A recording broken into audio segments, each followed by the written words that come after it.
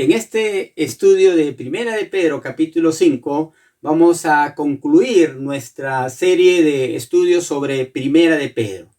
Ha sido un tiempo desafiante, un tiempo donde cada principio ha podido calar a nuestra mente y a nuestro corazón, y de seguro que lo estamos poniendo en práctica para poder afirmar nuestra fe en los principios de la palabra de Dios.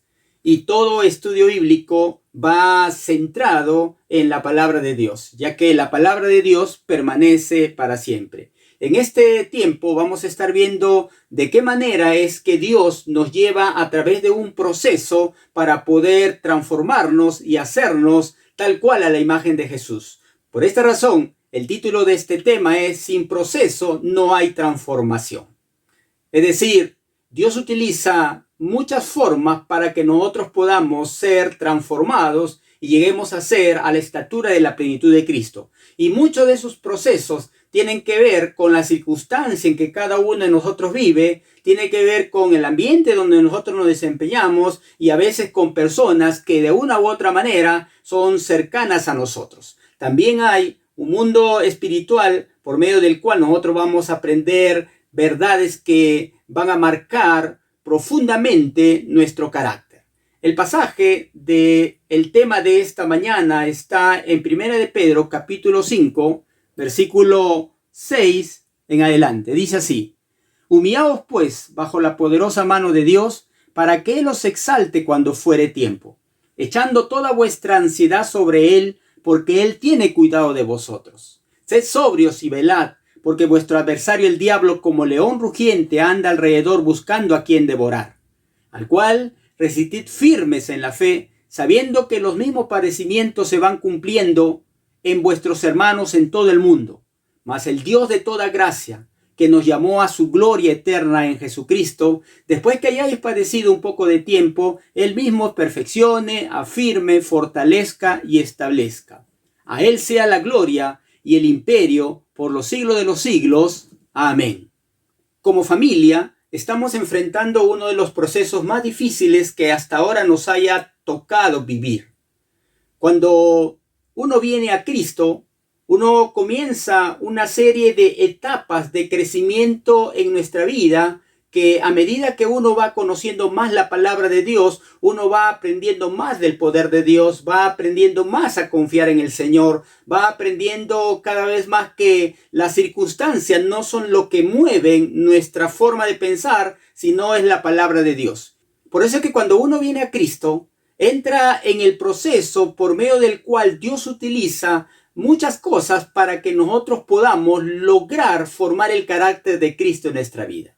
Cuando nosotros miramos a nuestro alrededor, podemos ver que, por ejemplo, un pedazo de madera puede convertirse en un mueble hermoso y grande. Un pedazo de lienzo puede convertirse en una pintura extraordinaria. Un pedazo de tela puede convertirse en un vestido hermoso y fino. Es decir, constantemente nosotros somos testigos de los procesos que suceden para que se pueda llegar a un objetivo. Y muchas veces este proceso cuesta trabajo, cuesta sufrimiento, cuesta dolor. Y en esta mañana Pedro nos va a presentar dos procesos por medio del cual nosotros de una u otra manera vamos a entrar. El proceso de la humillación, que tiene que ver con la mano de Dios sobre nosotros. Y el proceso de la gracia de Dios, que tiene que ver que nos lleva a darle la gloria a Él. De modo que en el versículo 6 dice: Humillaos pues bajo la poderosa mano de Dios, para que Él os exalte cuando fuere tiempo, echando toda vuestra ansiedad sobre Él, porque Él tiene cuidado de vosotros. Cuando uno entiende que la mano de Dios está en toda circunstancia que nosotros vivimos, vamos a aprender que las circunstancias no determinan nuestra manera de actuar o nuestra manera de pensar. Y Dios utiliza la humillación para que nosotros podamos completar ese proceso. Y el concepto de humillarse delante de Dios no coincide muchas veces con los estándares de vida actual. Es decir, este concepto de humillarnos, este concepto de rendirnos, no es bien recibido ni tampoco es bien digerido por los no creyentes. Cuando uno le dice a un no creyente que se humille delante de Dios, es como que si le estuviera pidiendo que sea enterrado vivo. Va a buscar la manera de no permitir eso, va a arañar, va a gritar, va a empujar, va a patear, pero no va a permitir ser enterrado vivo, ya que su manera de pensar es muy diferente a la manera de pensar del creyente. Cuando Pedro está hablando que nos humillemos bajo la poderosa mano de Dios, él entiende que su carta está siendo dirigida a creyentes y los creyentes saben que han sido crucificados con Cristo, que su vida ya no es una vida que cada quien puede hacer lo que quiere, sino nuestra vida está en función a los principios de la palabra de Dios. Por eso que esta verdad está dirigida a aquellos que ya han muerto con Cristo, a aquellos que le han reconocido como Señor y han entregado su vida para que Él las dirija. Y es notable ver que hay una profunda relación entre humillarnos bajo la poderosa mano de Dios y vencer la ansiedad, vencer la preocupación. Este acto de humillación no tiene nada que ver con un desprestigio personal, un repudio personal o tener una imagen pobre en nosotros mismos, sino por el contrario. Este acto de humillarnos nos lleva a una vida de obediencia y de entrega a Dios. Cuando uno se humilla delante de Dios, uno está proclamando y diciendo, tengo dueño, tengo un Señor, mi vida y mi mente está absolutamente pegada a la voluntad de Él. Y de pronto surge en nuestra mente y en nuestro corazón la frase que María utilizó cuando escuchó la voz del ángel diciéndole que iba a salir embarazada sin conocer varón. Ella dijo, hágase conmigo conforme a su voluntad. Entonces, cuando Pedro está planteando que nos humillemos bajo la poderosa mano de Dios para que Él nos exalte cuando fuere tiempo, Él está hablando de que tú y yo tenemos que rendirnos completamente a Dios. Tú y yo bajo el señorío de Cristo. Y esto es complicado si no estás muerto con Cristo. Porque si tú estás muerto con Cristo, si tu carne ha sido sometida bajo el señorío de Cristo, no vas a tener ningún problema de decir, hágase conmigo tu voluntad. Sino todo lo contrario. Vas a estar continuamente rechazando las cosas de Dios y es porque no ha habido una identificación completa de tu vida con la vida de Cristo. Y cuando uno se humilla delante de Dios, automáticamente se abren nuestros ojos a dos realidades que normalmente no nos damos cuenta. La primera realidad es la realidad del mundo espiritual, del mundo demoníaco. Y la segunda realidad es la realidad del sufrimiento que tiene un propósito. Pero dice, sed sobrios y velad, porque vuestro adversario el diablo, como león rugiente, anda alrededor buscando a quien devorar. Y Pedro está indicándonos, para ti mi hermano, para ti mi hermana, que es importante comprender que nosotros somos el blanco del enemigo. Él te quiere sacar de una vida de fe. Él no quiere que experimentes una vida fructífera. Él no quiere que vivas una vida llena del Espíritu Santo. Él quiere que dudes constantemente en la palabra de Dios. Él quiere que dependas de tus pensamientos y no de la palabra de Dios. De modo que cada día tú eres su objetivo. Cuando revisamos el Antiguo Testamento, vamos a encontrar cómo es que muchos hombres y mujeres pasan por el proceso de Dios. Y José, este joven que le denominamos el soñador, pasó por el proceso de Dios. Dios tenía un propósito para su vida. Él tenía grandes sueños. Dios había colocado en su mente y en su corazón sueños grandes que trascendían el tiempo, pero el diablo quiso frenar ese proceso, quiso interrumpir y lo quiso desviar del proceso de Dios colocándole a la esposa de Potifar. Tú sabes la historia. La esposa de Potifar se le insinuó diciendo, acuéstate conmigo. Y si él se hubiera acostado en secreto, nadie lo hubiera sabido. Si él se hubiera acostado en secreto, lo más que sabrían era él y la mujer. Pero José sabía que sin proceso no hay perfeccionamiento. Sin proceso no hay bendición. De modo que José dijo no a la mujer de Potifar. Y cuando dijo no a la mujer de Potifar, interrumpió ese plan que el diablo tenía de destruirlo, ese plan que el diablo tenía de acabar con lo que Dios quería hacer en José. Y cuando José dijo no a la tentación, cuando José dijo no, es porque él en su mente decía, ¿cómo yo voy a pecar contra Jehová? ¿Cómo voy a pecar contra Jehová haciendo este acto? Y no pecó. Y nosotros podemos ver el resultado. Satanás no pudo interrumpir el proceso de Dios en la vida de José. Y José llegó a ser el segundo de Faraón y fue una bendición para el pueblo de Israel.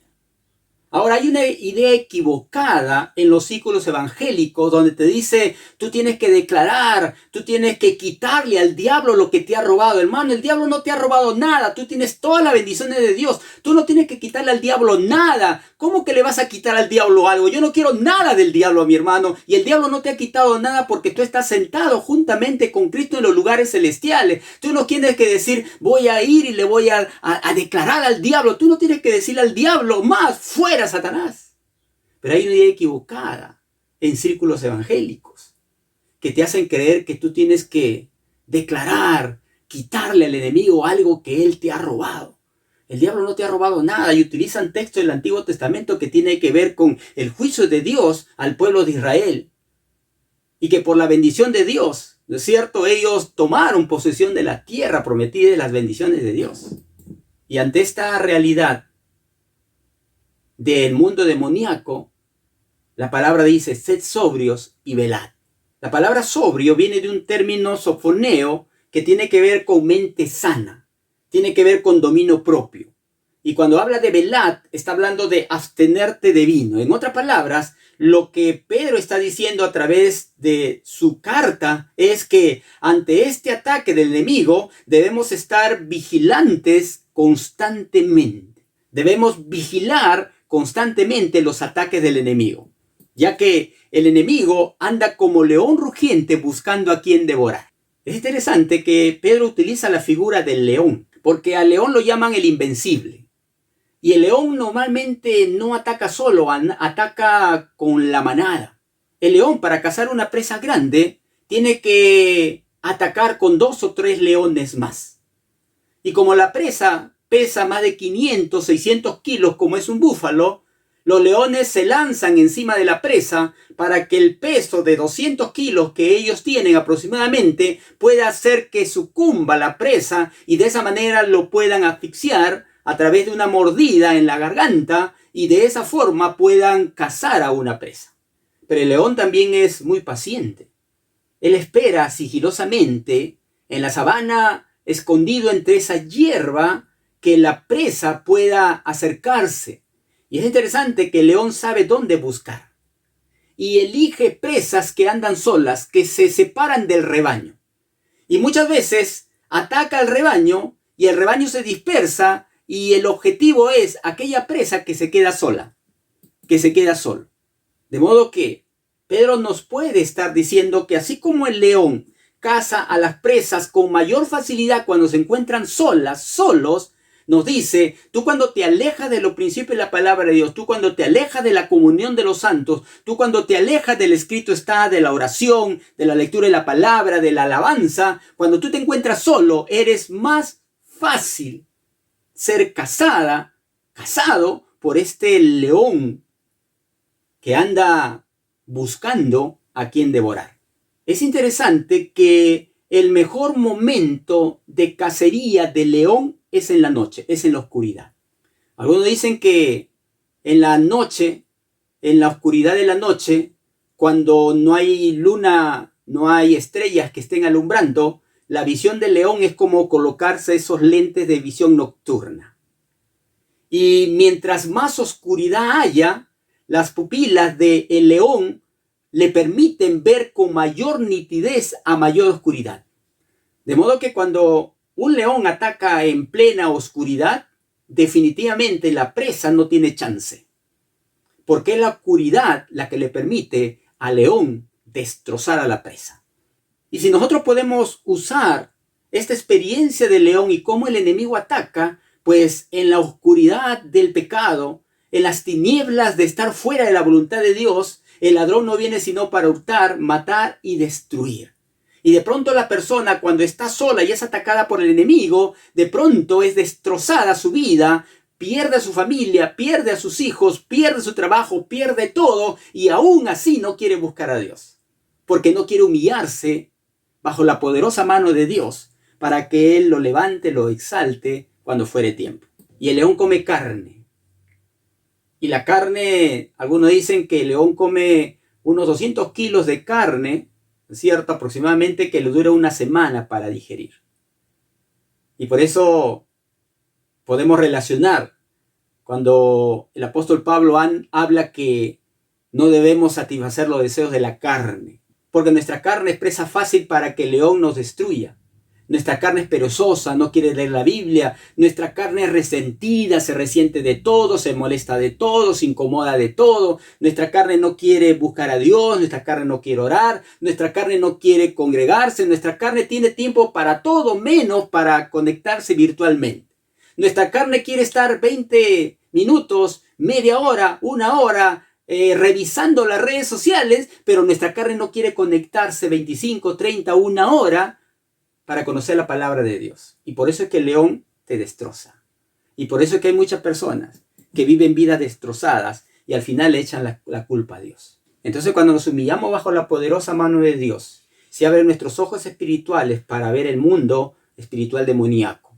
Pero también se abren nuestros ojos espirituales para ver la mano de Dios en medio del sufrimiento. Dice, al cual resistid firmes en la fe, sabiendo que los mismos padecimientos se van cumpliendo en vuestros hermanos en todo el mundo. Y Pedro nos presenta una realidad que nosotros debemos tener presente. Y es que el sufrimiento no es solamente para ti. No creas que tú eres el único que está pasando por esa situación y que Dios no te escucha y que Dios te ha olvidado y que de pronto oras y le gritas y el cielo está cerrado.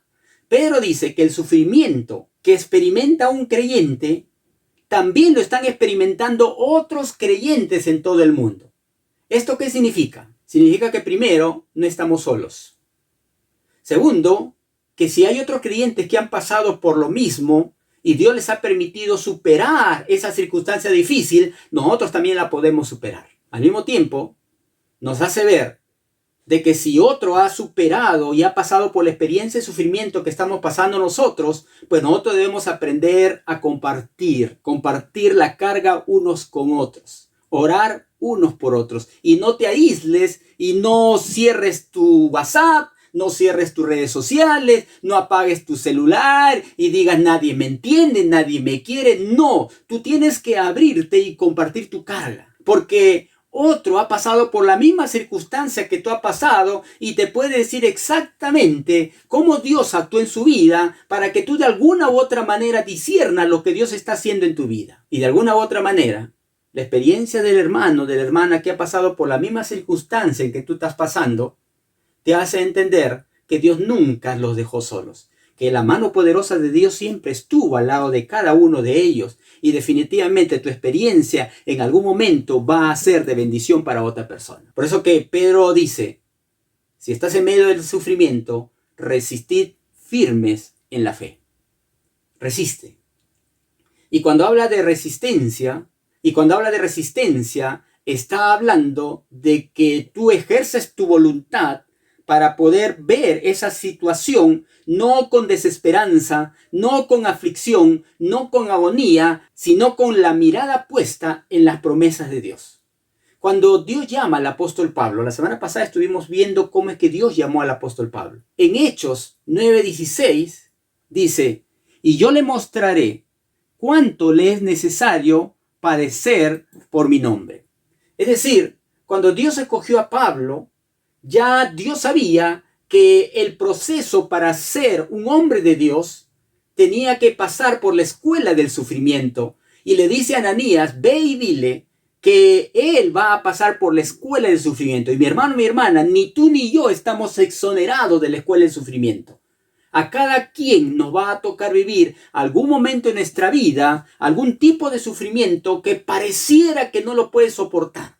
Pero no es así, mi hermano. Más aún, en 2 de Corintios capítulo 11 del 25 al 28 dice, 3 veces he sido azotado con varas, una vez apedreado, 3 veces he padecido naufragio, una noche y un día he estado como náufrago en alta mar, en camino muchas veces en peligros de ríos, peligros de ladrones, peligros de los de mi nación, peligro de los gentiles, peligros en la ciudad, peligros en el desierto, peligros en el mar, peligros entre falsos hermanos, en trabajo y fatiga, en muchos desvelos, en hambre y sed, en muchos ayunos, en frío y en desnudez, y además de otras cosas, lo que sobre mí se agolpa cada día, la preocupación por todas las iglesias. ¿Quién podría decir que ha experimentado el sufrimiento tal cual como Pablo lo experimentó? Mayormente cuando experimentamos sufrimiento a veces regresamos a nuestra infancia y tenemos actitudes infantiles, tenemos actitudes que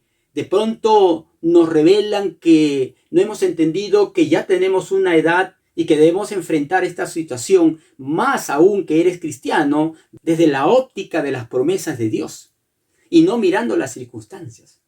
Y Pablo decía, todo esto yo he pasado y más aún está encima de mis hombros la preocupación por todas las iglesias del Señor. En 2 Timoteo 2:9 dice, sufro penalidades, hasta prisiones a modo de malhechor, mas la palabra de Dios no está presa.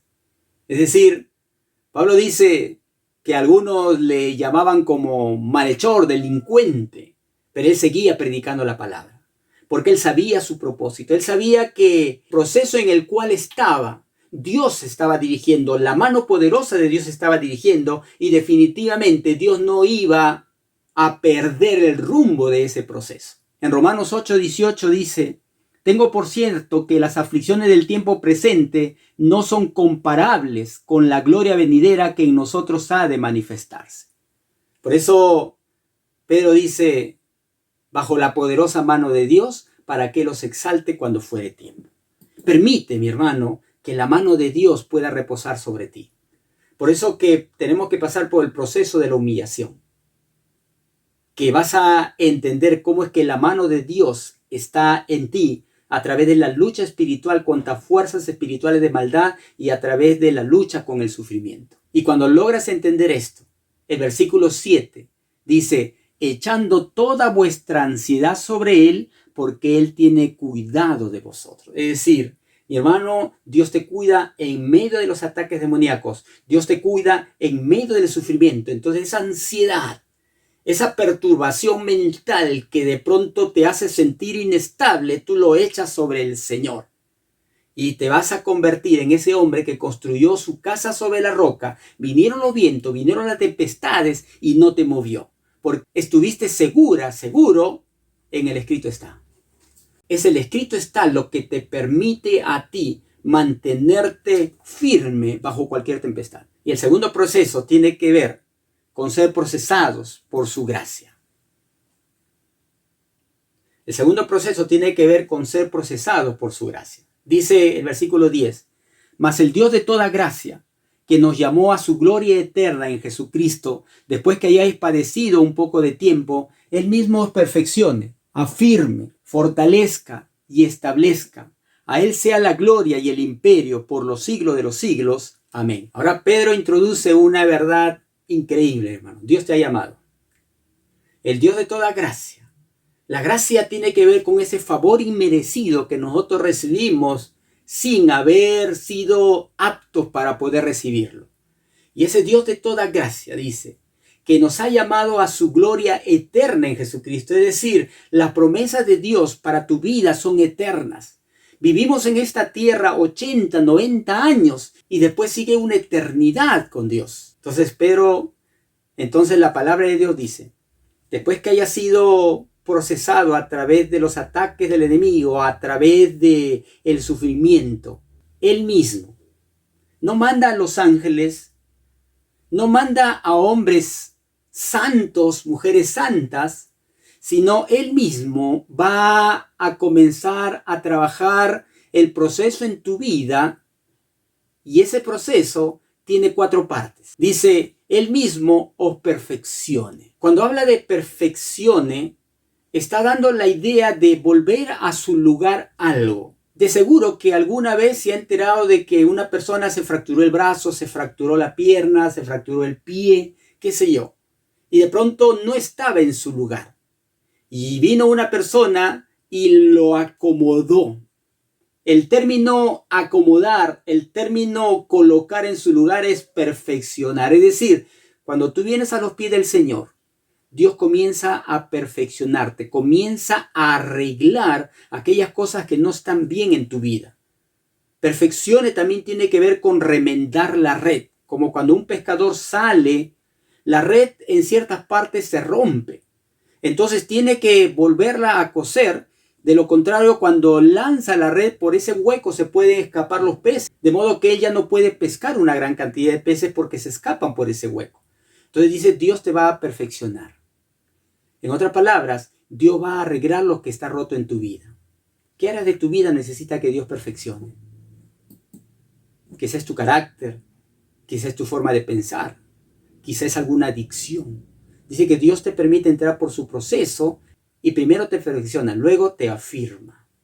Tiene la idea de colocar algo en su lugar, pero afirmándolo. ¿Has visto que cuando alguien de pronto se ha fracturado, el doctor acomoda, ¿no es cierto? Y luego le coloca yeso para que no se mueva y no se vuelva a salir de su lugar? Pues Dios asegura tu vida, afirma tu vida con los principios de la palabra de Dios para que tú camines derecho y no te desvíes ni a la derecha ni a la izquierda. Dios te afirme.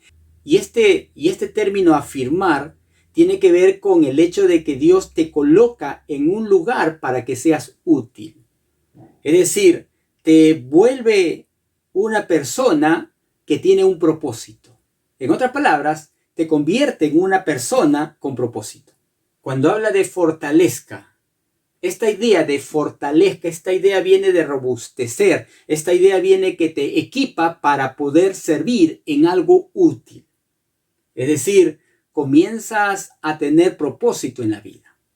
Y cuando dice establezca, está hablando de que te coloca en un lugar que nadie te puede mover. Tal como cuando un albañil de pronto hace esa zanja, ese hueco para colocar las zapatas de algo que va a construir. Y coloca esas piedras enormes en medio de esos fierros y le llena concreto y luego levanta la columna allí para que se construya y se levante un gran edificio, te establezca, nadie te mueva. Y esto viene de la idea de Mateo capítulo 7, versículo 25 que dice, descendió lluvia y vinieron ríos y soplaron vientos y golpearon contra aquella casa y no cayó porque estaba fundada sobre la roca.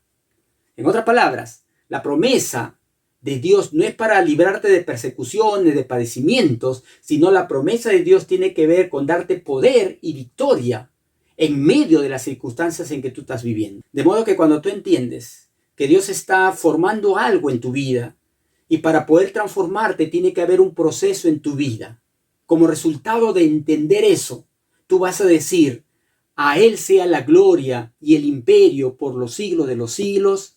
Amén. ¿Entiendes?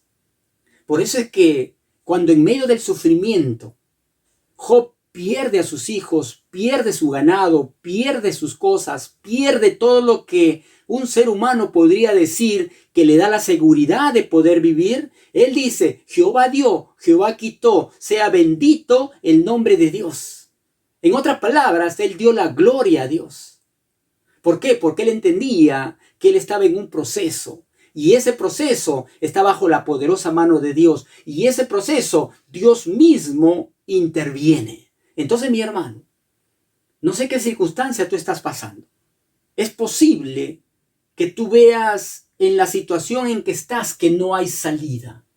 Es posible que tú veas a la derecha, a la izquierda, atrás y hacia adelante, no hay salida.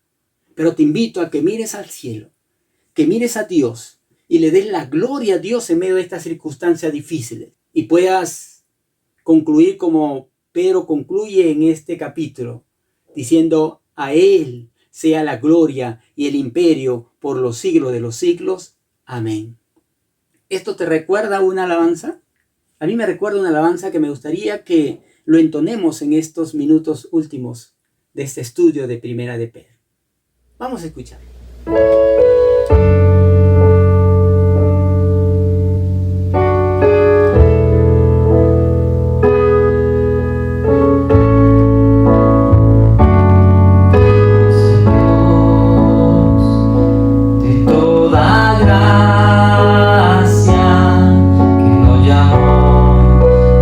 Gloria eterna.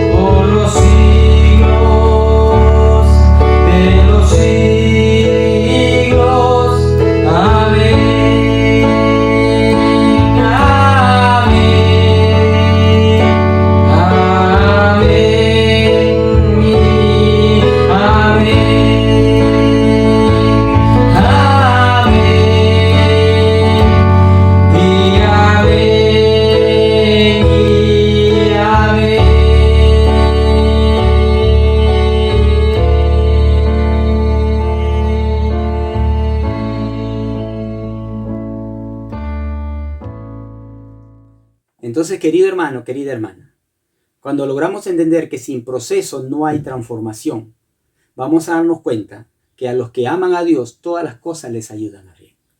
De modo que tienes que pararte en medio de tu situación y decirle, Señor, aquí estoy yo para hacer tu voluntad.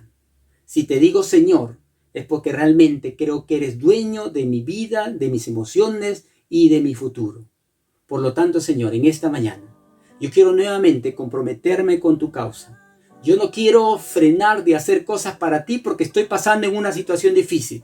Como estoy en sufrimiento, ya no sirvo. Como estoy en sufrimiento, ya no me conecto. Como estoy en sufrimiento, no, mi hermano. Tú dile al Señor, Señor, por encima de las circunstancias, yo voy a buscarte. Por encima de las circunstancias, yo voy a hacer tu voluntad. Como tantos hombres en el Antiguo Testamento, como tantos hombres en la iglesia primitiva, a pesar de que sus cuerpos fueron lacerados, fueron torturados, ellos cantaban alabanzas a Dios porque sabían que a Dios se le debe dar la gloria en toda situación. Así que mi hermano, esto no es sencillo en la carne. Esto, mi hermano, se canaliza bajo la poderosa mano de Dios, porque el mismo Señor te está perfeccionando. Entonces es tiempo para orar y darle gracias a Dios. ¿Oramos?